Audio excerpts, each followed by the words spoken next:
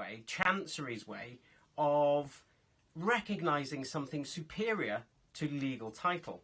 Now, legal title is a bit like a banana skin. You can see it's hollow. There's no benefit in having your name on the outside of the ownership, on the deed or on the title document. There's no real benefit. It doesn't taste good. It's a hollow power. What you really want is the benefit of the inside. Now, the inside, of course, is the good part of the banana. Now, what happened is, for example, someone who was the absolute owner of the land, it was typically land, would own everything. They'd have the whole banana. But they might, for example, want to give the legal title to a friend, a trusted friend, in the friend's name. That friend would get the form of ownership.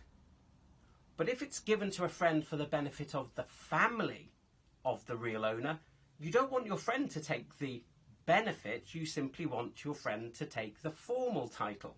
So how do we have two owners at once? How does an absolute owner who owns everything divide their ownership between the legal title holder, who you only want to have the form of ownership, the power to sell the land, the power to deal with the land, whilst at the same time giving your family a different type of ownership, the benefit, the good bit of the banana, the inside?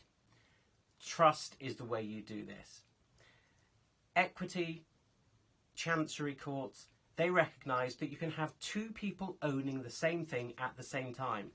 If the absolute owner gives the title to a friend, puts it in their name on trust for the owner's family, we now have two different types of owner of the same asset. We have a formal owner of the outside, their name will be on the title, but we have the family owning the benefit.